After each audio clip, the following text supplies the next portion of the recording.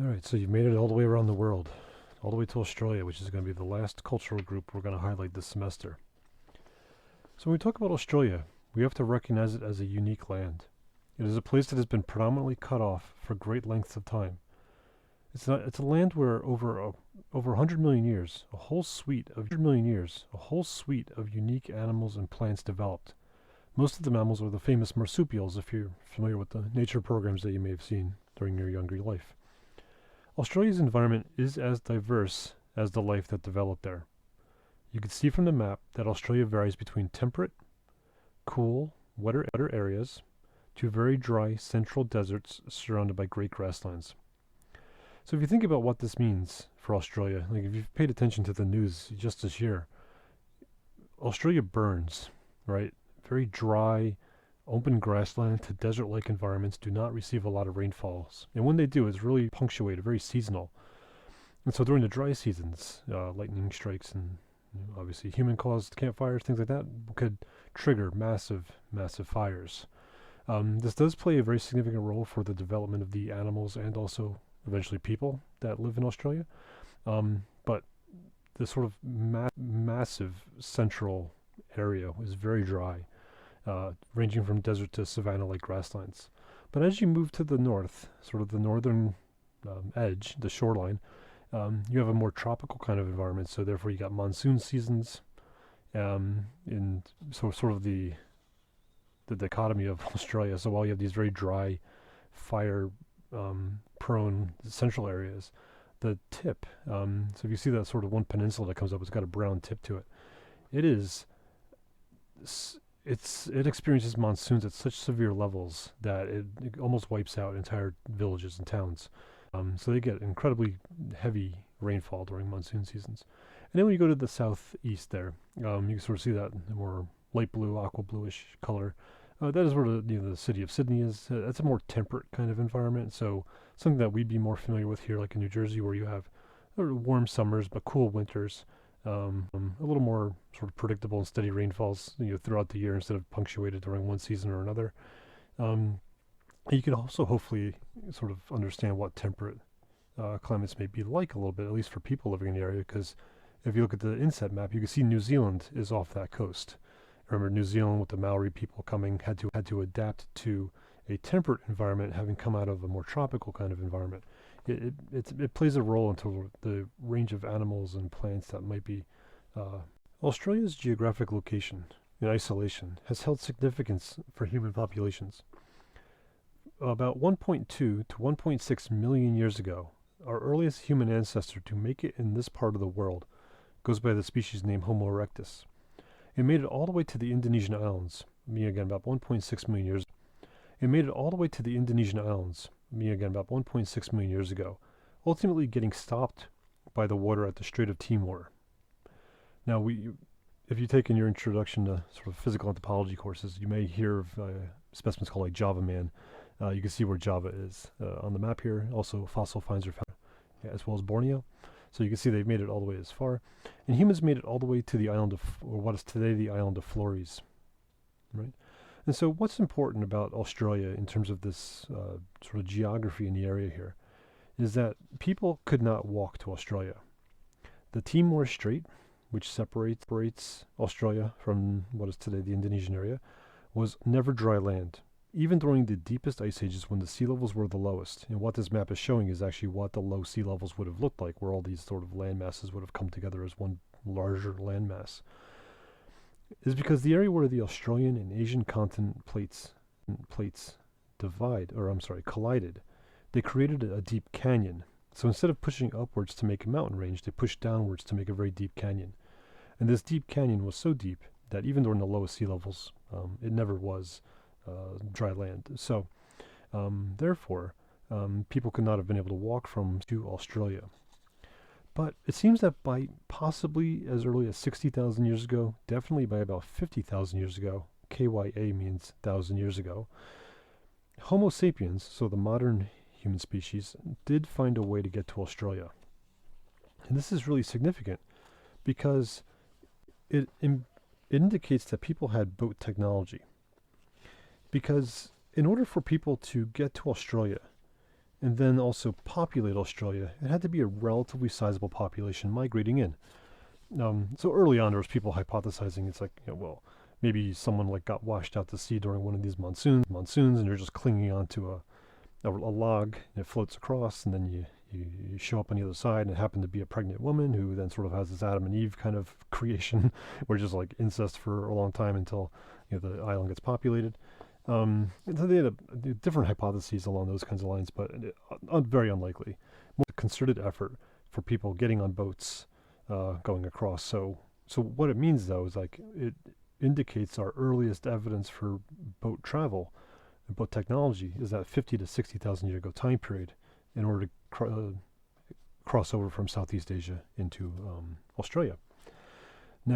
Now, once people are in Australia, the population that came over was pretty sizable because not only are they in Australia, but they're all the way at the southern end of Australia. And so you can see on the map there is a site called Lake Mungo. Lake Mungo is an archaeological site which has human remains dating to 50,000 years ago. So they're in Australia and all the way across by 50,000 years ago. And Australia is not a small place, so it means a significant amount of movement and probably population happening. But once humans arrived, Australia, being the size that it is, it had a very diverse wildlife. So it did have predators, it did have prey, so it did have animals that are. But humans coming in obviously bring in different kinds of predation. They also bring in different kinds of technologies that perhaps the native wildlife wasn't really familiar with or adapted to. And so it seems that in about 46,000 years ago, there was a catastrophic extinction of Australian animals. And specifically, it targeted what we call the megafauna. Megafauna simply just means big animals, but when we think of megafauna, you're thinking of oversized animals. So things like the Ice Age animals like woolly mammoths and mastodons, giant bison, saber-toothed cats, cave bears, things like that are what we often associate with megafauna. Now, Australia is not a place to really be impacted by the Ice Age in that way, so you won't have these cold-adapted animals, but you did have these massive animals living down there, and not all were as large as mammoths, of course, but technically megafauna just means like over 100 kilograms or larger, so technically humans are megafauna, so you can sort of get a sense of the range of what megafauna may have been. But they did have animals like the thylacine, which is like a marsupial. They have marsupial lions, marsupial tigers.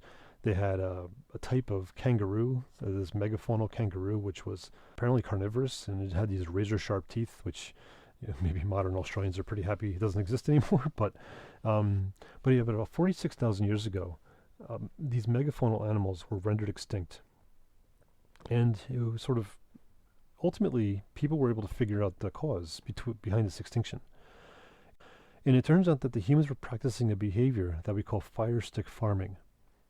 Now, importantly, it's not farming in the sense where they're planting things. So it has nothing to do with domesticated plants or anything like that. But what they're doing is they're using fire to intentionally modify the landscape. Okay, so these Australians are hunter-gatherers, not farmers of any. They're purposefully burning the landscape. And what this does is it promotes the growth of favorable plants. The favorable plants could have been those that they ate, or they used the fire to germinate those, or they could be plants that the animals ate. And when you yourself eat plants, or when you watch animals eat plants, they tend to favor some plants over others. And some plants are more edible when they're young versus when they get older. And then, the plants, as they get older, they become a little more defensive, having tannins and other kinds of proteins that would sort of make them a little less digestible, a little less tasty, or whatever it is. So it seems that people sort of went a little overboard with the burning of the landscape. And again, you saw the current events this year. When Australia burns, it could really burn. And what it did is that it seemed that they overburned Australia, or at least significant areas of Australia. So very quickly, too much of the landscape was burned, and food sources were not sufficient for the animals. And so what this does is it doesn't allow the landscape to replenish itself quickly enough. So the herbivores suffer first. So the herbivores die off. Then the carnivores, which are low because they have no herbivores to eat. And so in total, 41 different species went extinct at about this 46,000 year ago time period. Right? And so, so what it means is that people are showing up and they're having a really dramatic effect on the landscape here. Again, even though they're hunter-gatherers, they're living off the wild foods, they're modifying the landscape in a way to make it more, at least they're trying to make it more suitable to. The people the Europeans discovered in Australia have been known as the Aborigines. The word Aborigine simply means native person wherever on the earth, but Aborigine with a capital A has been used to signify those from Australia. Today they prefer to be called Indigenous Australians. Part of it is because the word Aborigine has a long political history, which has often been used to sort of cause racism, segregation, subjugation, all that kind of stuff. So hopefully you can just imagine that a place the size of Australia and the diversity of environments means that not all Indigenous Australians are the same. When the Europeans showed up in the 7th and into the 18th centuries, there's estimated between 300 to 800,000 people with an estimated 300 different spoken languages. But today, less than 200 of these are still spoken, and only 15 are spoken by all age groups. This means that the diversity of Australian language is rapidly going extinct. So with these diverse languages, different cultural groups can be identified that created close networks that spread over a wide area speaking a common language. So it's one of those things that we in the West, when we think about other places, we don't often think of the sort of the possibility of local diversity. But when environment really influences the limitations or benefits or opportunities for people living in certain areas, it could really have a definable influence on one's culture. Okay, so while there is great diversity across Australia, one population deserves special mention, which is the Tasmanians.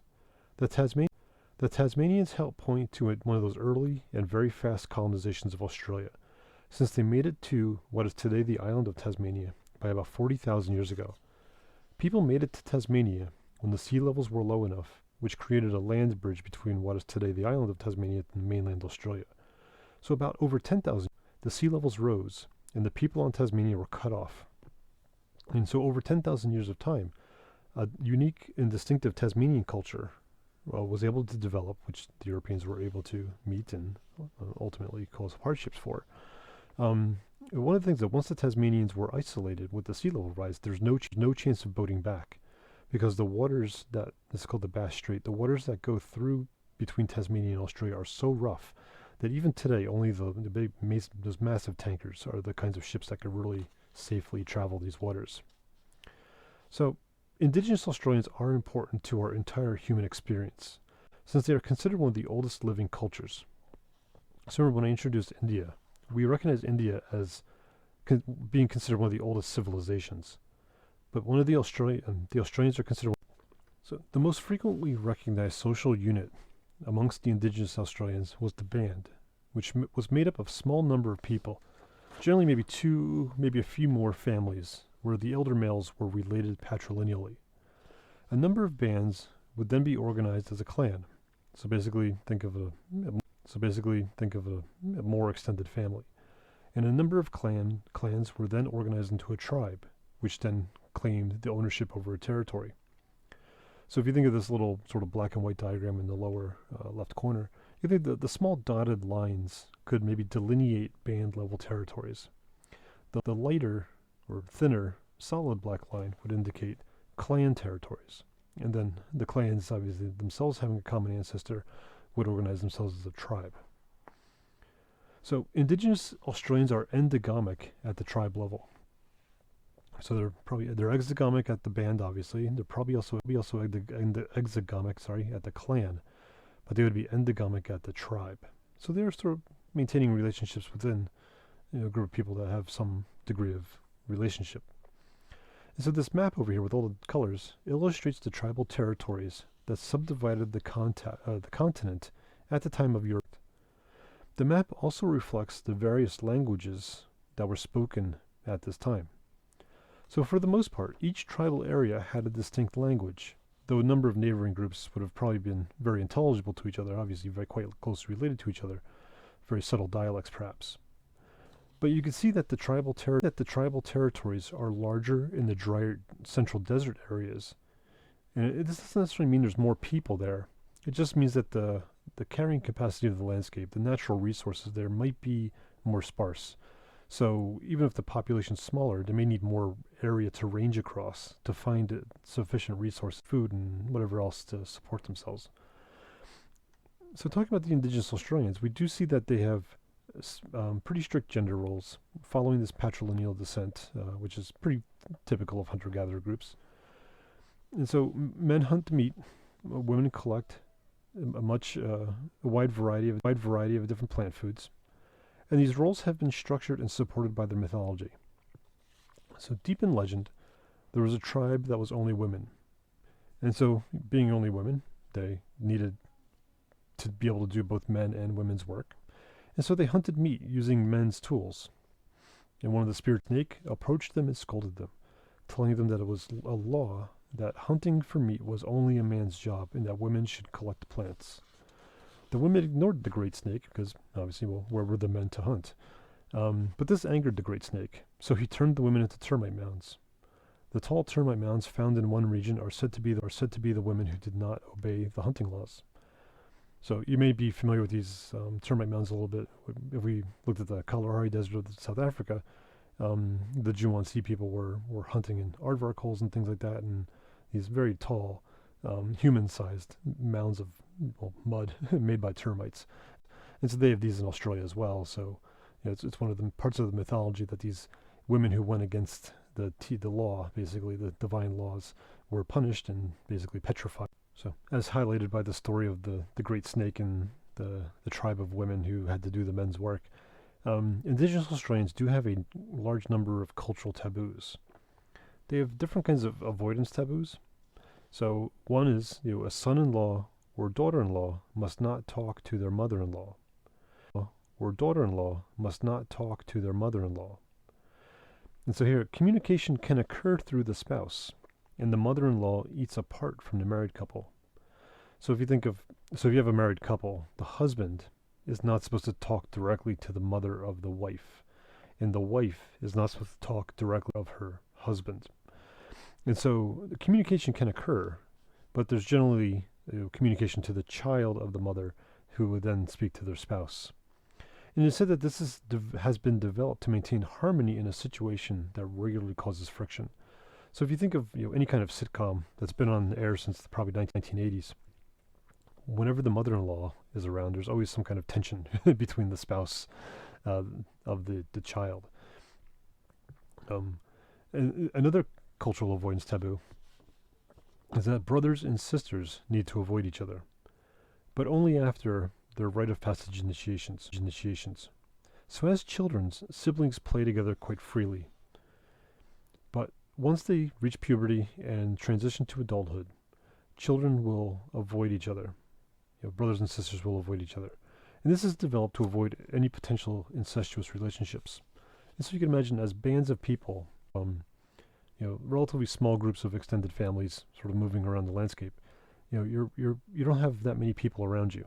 And so you may run the risk of performing some kind of incestuous relationship. And so they have this taboo that has developed to try to avoid that as much as possible. One of the unique taboos is that Indigenous Australians also avoid references to the dead, particularly the recent dead, and the avoidance can be for several weeks to several years, depending on the group. So after a person dies, the living will not say their name, and in recent times they will not print the name or photograph. If the dead needs to be referred to, they will talk about them in some roundabout kind of way, or they could use a substitute name. This would also indirectly refer to places if the name was the same as that of the dead person. So for example, if you look at one of the previous maps, there's a place called Alice Springs. So say your elder relative was Alice and they pass away. It would happen that Alice Springs was a favorite vacation spot for you. It's like, well, it's not that you don't go there anymore necessarily, but you may not say this summer we're going to go to Alice Springs. It's like, well, the name Alice is the same as this dead person, so you don't want to say the name Alice. But instead you could say it indirectly. It's like, we're going to go to the watering place, fresh water or the mineral spirits or springs or whatever it is. Right, so you just have to talk about it in a little more indirect way. But this taboo has caused increasing problems in the more modern day because now we have printed and film media. And so, in many times, these printed and film and maybe even audio media have labels warning that the work may contain the name, likeness, or words of a now dead person.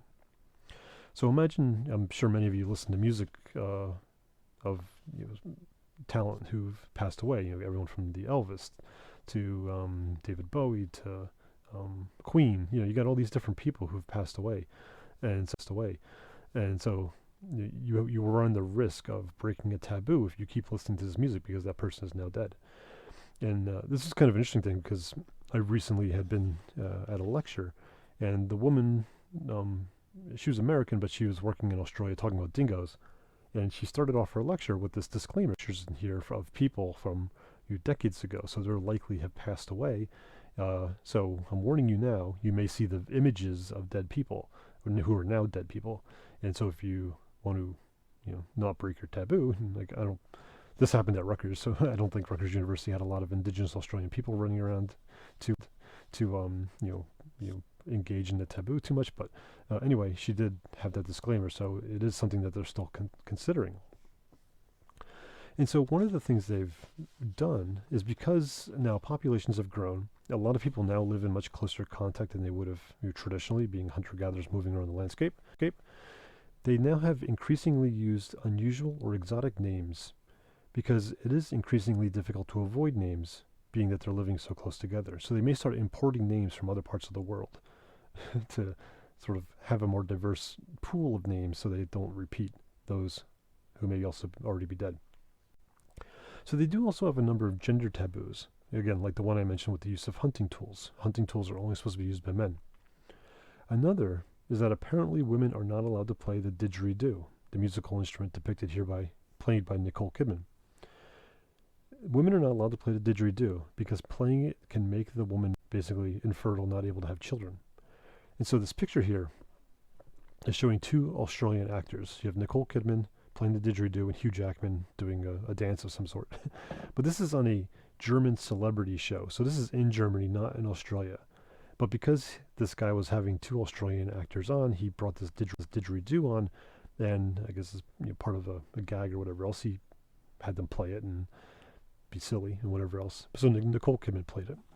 But obviously, being famous people and Australian people, this news got back to Australia, and a lot of Indigenous Australian people were quite upset about this because, again, it's a cultural taboo that women are not supposed to play this particular kind of instrument, and she runs the risk of going barren. Again, Nicole Kidman, I think, may already have her family. She's already achieved what she needed to achieve in a lot of ways, so maybe I don't know if she cares so much. But anyway, another gender taboo involves the place where the rite of passage occurs for boys becoming men or girls becoming women. It is a time when many of the related bands will join together, but in the case of the male Bora, women are not allowed to be present or to enter the sacred places, and obviously vice versa. So in a ceremony called the Bora, the adolescent undergoes, in the case of men, circumcision and scarification. In some tribes, he loses a tooth or part of a finger. Again, I like to remind people that our rites of passages here in the West often are a lot less painful in the sense where we don't lose body parts or cut ourselves, at least on purpose, to mark our transition from childhood to adulthood. So leading up to the Bora ceremony, the initiate must learn the sacred songs, stories, and dances. So importantly, with the Indigenous Australians, their history is an oral tradition. It's memorized and it gets passed down through stories. And so children, through their life, learn, listen to these stories, and then at the Bora, they need to demonstrate that they memorize their stories at least to a certain sufficient degree to go forward and then pass on the stories to the next generation. So again, leading up to the Bora ceremony, the initiate learns sacred songs, stories, and the dances. Okay, so the Bora site does differ between regions, but they generally involve some kind of modified landscape. So most frequently you see rings made on the earth, some of stone, others are made of embankments, so they cut into the ground a little bit. Sometimes they just stamp the ground down in a circle. Now at these Bora locations, there's often pairs of rings, with a larger public ring and a smaller personal ring. And this is supposed to symbolize the initiate's new life. So the initiate will start in a large ring, meaning that he's part of the community, but he's more dependent upon the community. Then as he transitions over into the smaller ring, he's now an adult, he's an individual, he's now more responsible, he has more of his own personal obligations. So obviously he's still part of the society, but he is a lot more of an individual at this point. So one of the key elements of the Bora rite of passage ceremony is the demonstration of a person's knowledge of the indigenous Australian culture, their history and religion, as it's being passed down through the oral tradition, by word of mouth, by memory.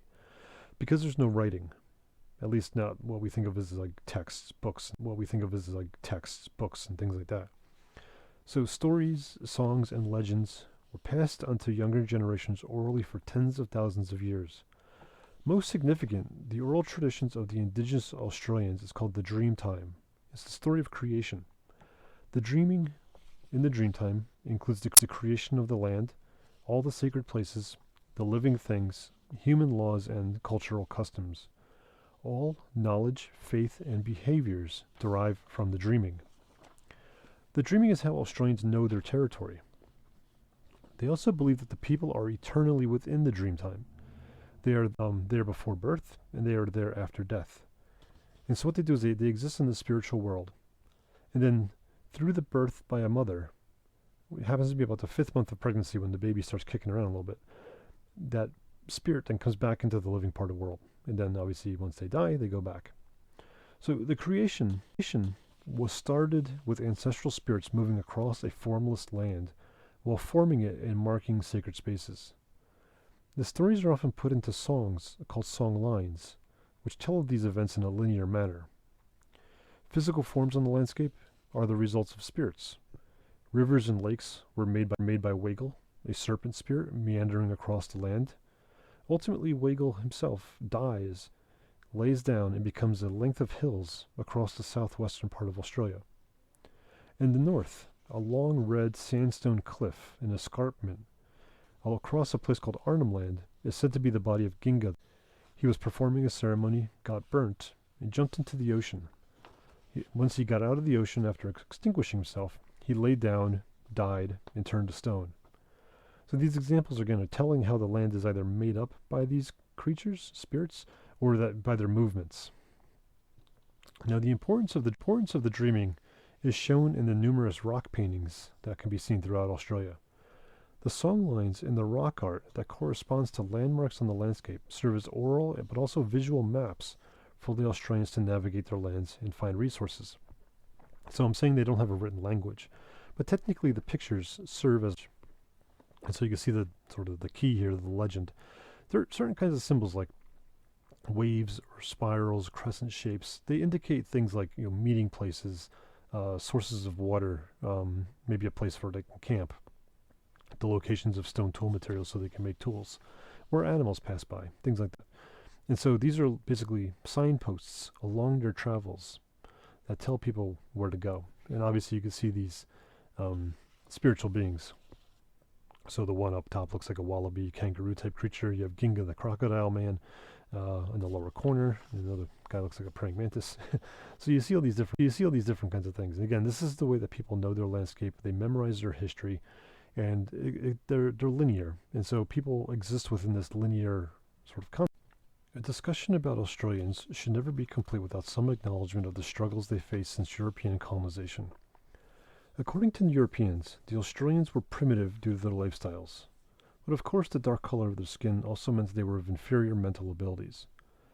Originally, the English had friendly intentions when they first met the Australians in the 18th century, much like they did elsewhere where they colonized, partly because they're clearly heavily outnumbered. So an overtly aggressive or unfriendly stance early on would not allow them to establish any foothold. Of course, the English made repeated mistakes that they seem to have, again, made everywhere that they've colonized. So because hunter-gatherers don't have permanent settlements, they're mobile, they pick up, they move around quite often. The English viewed the land as unowned. Right? They didn't, basically meaning that they didn't build buildings, they didn't build roads, cathedrals, things like that. So the English viewed the land as unowned. But of course, the Australians resisted the loss of their important hunting, water, and foraging areas. And so these attitudes dated to the English explorations and ultimate colonization by people who went by the name of Captain Cook as early as 1788, when he labeled the continent Terra Nullius, meaning the land belonged to no one. Even though that he personally had met the Australians and seen their numerous campfires throughout the land. So imagine he's on the boat. They didn't stay on the shore during the exploration, right? So they would stay on the boat, and so at nighttime you'd see these fires all throughout the landscape. There was, if not thousands, of these things visible to Captain Cook and his men. So there was lots of people. And so anyway, as white settlers moved across the continent, they continued to push the Australians further and further into the more marginal lands. Australians were pushed into lands where they could not find enough food. So there were a number of cases where they would sort of be desperate. They would come back and they would steal sheep from the settlers. So the white retaliation for theft was often disproportionate. Such as most cases, they turned into murders of several people. So if an indigenous person stole a sheep or two, oftentimes the indigenous person was killed for it. And so it's estimated, none of these records were kept fully, but it was estimated that over 20,000 indigenous Australians were killed in similar. Here's a remarkable bit of Australian history.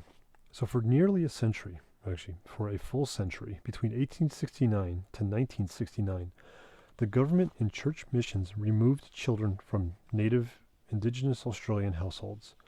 So this painful period is now called the Stolen Generations. So the government removed children.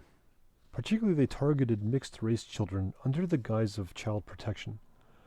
So a number of reasons were given for the removal, such as the fear of the indigenous, quote, black population was going extinct. They were dying pretty rapidly of things like smallpox. They were also dying because of malnourishment, being pushed off the traditional lands that they had lived on for generations. So they were feared that the indigenous population was going extinct. And also, a full-blooded natives interbreeding. So if you had a child who was part white, part indigenous, part black, if that mixed child stayed within indigenous families, they would grow up and they would mate with other indigenous people. And so basically what it would mean is that the generation coming after that would then be more indigenous, more black, less white. And so in effect diluting the whiteness in the already mixed races of these children. So it's estimated that 10 to 30% of children were taken during and between only the years 1910 and about 1969, when this was about ending. Estimated that about 100,000 children, again, only in about 60-year time period. So though this program was under the guise of child protection, those that were taken were often physically and sexually abused and forced to perform pretty much slave labor on farms. The struggles of these victims are continuing even to today, where they fight for compensations. And only in 2007, which again, this is like yesterday, today's history, modern history, only in 2007 was the first successful lawsuit made to get some kind of reparations for their treatment in their younger years. So again, 2008, and 2007 was the first successful lawsuit. 2008, the federal government finally issued an official apology for the treatment of the stolen generations. And so you can see this picture on the screen here. So this is a newspaper advertisement where they were saying, here's some children that were sort of basically stripped from the homes that they grew up in.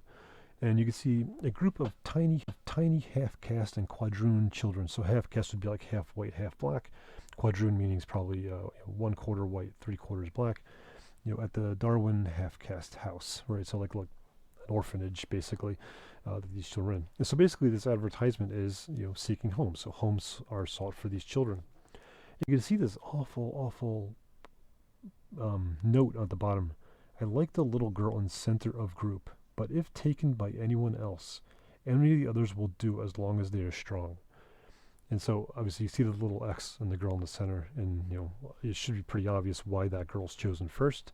She's the whitest of the group, so clearly someone wanted a as white as possible child. But in the end, it doesn't really matter, because these children are going to be put to work. They're going to be forced into enslavement of some kind or another, sexual enslavement to physical labor enslavement, and it's just so the assimilation of native Australians was multifaceted, with a number of assimilation programs, including missionization, the stealing of the children, as is just seen on the last slide. But the situation in Tasmania was less subtle and completely ruthless. Significantly, infectious disease severely decreased the native population since the first days of contact in the late 18th century, though a few thousand people were still surviving.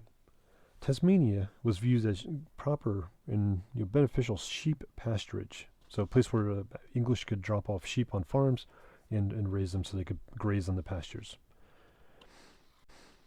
So while Tasmania was viewed as sheep pasturage by the English, the native Tasmanians stood as an obstacle to that goal. So by the 1820s, abuse by the English, which included the theft of women, caused some Tasmanian retaliation, which includes theft, stealing sheep and other animals, in small-scale skirmishes. By 1828, the English put the island under martial law. Under martial law, the English forced relocation of surviving Tasmanians by flushing them out of their homes into a corner of the island. They tried to do this by creating militias that would walk in lines across the island back and forth, as if they were trying to flush out wild animals. Now, the Tasmanians were able to evade these sweeps. So if you look at the little map here, the middle of the island, it looks a little more mountainous. There's some really deep ravines. So it's not a place where militias can sort of march through and find people very easily. So a lot of the surviving Tasmanians were able to hide out there for a while. But ultimately they surrender because the significant martial law attempts to find them really just it forced too many people in a small area. They weren't able to provide for themselves while they're being hunted down. So they do emerge out of their hiding. They do get rounded up. And then the Tasmanians were then relocated to Flinders Island. So if you look at the sort of the northeast islands, the islands off the northeast corner of the Tasmanian island there, Flinders Island is up there. And they are imprisoned there, and they are put to work. So with obviously very poor conditions, malnourishment, hard work, things like that, disease spread's going to happen. And so the Tasmanians that were brought there, over 75% of them were dead, or eventually died. By 1847, when the government allowed the remaining Tasmanians to return to their island, only 50 people survived. By the end of the 19th century, the last Tasmanian woman died, and so the Tasmanian people, their culture, and language is all extinct. And so you can see some of the propaganda here. So an advertisement for what is ultimately now known as the Black War. You can see that the black and white can live in harmony, as family, as trade network, whatever. But then you see, like, if you're a Tasmanian, you kill a white person, you're going to be punished. You can see the Tasmanian person hanging from the tree. And, we're going to be fair. If one of our white guys kills you unlawfully, we will punish our white guy. But of course, it never really happens. The white guy often gets off while the indigenous person gets killed for stealing a sheep, which is, an imbalance in the crime. So, and you can see this other thing. So obviously the Black War, which is this relatively short effort to sort of round people up and bring them to the prison island, it had been building up for some time. So this is like an opinion piece from 1826. So we make no pompous display of philanthropy. We say this unequivocally. Self-defense is the first law of nature. The government must remove the natives. If not, they will be hunted down like wild beasts and destroyed. And that's a pretty common perspective from European colonists in places where there's indigenous populations. They often are defined as animal-like because of the fact that they're not civilized. They don't have the same belief systems or whatever it is, and then it validates their we don't need them. They're not equal to us. They don't offer what we can't just get from them other ways. So we'll hunt. So the effects of colonization by Europeans, again largely the English, still lingers today. Right? So today, most indigenous Australians live in urban areas, though there are significant, approximately 27% of indigenous Australians still live in remote places, with a number of these still retaining relatively traditional lifeways. But regardless of where they live, Indigenous Australians are disadvantaged in almost all social categories, such as health, education, unemployment, poverty, and crime. This is a pattern we see pretty much everywhere. Ethnic groups were maintained as inferior people, such as here in North America, we have Native Americans and African Americans. So the centuries of mistreatment and being pushed to the outsides has prevented social mobility due to the lack of opportunities that were allowed to their white counterparts.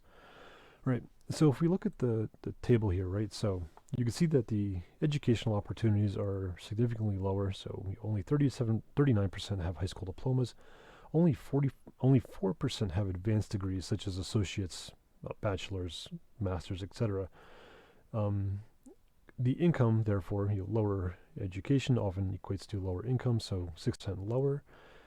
When you have people who are more desperate, you do see the rate of crime increasing. You also have the imbalance where if you might have the white person committing a similar crime to the black person, the white person may get the probation or reduced sentence, while the black person tends to get the sort of more severe sentence. So imprisonment does reflect that here, being 11 times higher. And then diseases. So having low income often causes people to resort to eating less healthy foods. Me as for a long time, working as an adjunct, making very low amount of, coming home late at night, stopping by McDonald's, getting several thousand calories worth of food for $5. Then it shows up in your your physique and probably other health issues as you get a little bit older. And so you can see these people making less money and obviously having less, maybe possibly even awareness, education of what healthy diet could be. Things like circulatory disease is much higher. You see diabetes is almost 4 times higher than their white counterparts. Sexually transmitted diseases 20 to 70% higher, which speaks to different things. Again, part of it's education. Not understanding what it means, how to contract it, how to defend against it, is one thing. Also, you have the situation where, again, when people are desperate, they may work as prostitutes, so putting them at increasing risk for things like sexually transmitted diseases. Tuberculosis is also a pretty common disease of people who are living in more squalor and dense populations. So it spreads pretty quickly. So 10% higher in the indigenous populations than the white population.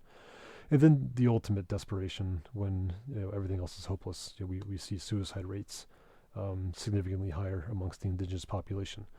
And again, these are patterns that we see around the world. And again, this is one of the things that people, the racist people will say. It's like, oh, it's part of their biology. It's part of their mental abilities. They just can't do stuff. They're going to be naturally criminals or whatever it is. But the fact that we see it all around the world is incredibly telling, and it's revealing as to what the cause really is. You can look at people in indigenous Australia with the people of, say, maybe the ancestors of African Americans in Africa. Africans and indigenous Australians have been separated for 40 to 50 plus thousands of years, probably up to hundreds of thousands of years, or maybe about 100,000 years if you think of the amount of time it takes for populations to migrate across Southeast Asia. So you can't make biological connections, over that distance, over that length of time. Right? It's not a biological thing.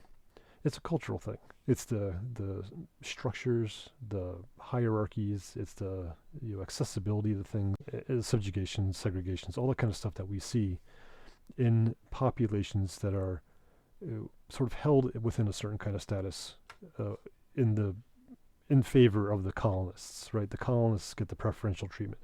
Again, this is something we see with Native Americans. Things like diabetes rates, STD rates, and suicide rates, alcoholism rates are incredibly high amongst Native Americans because of their being pushed off of their traditional lands into these sort of, unproductive tribal territories.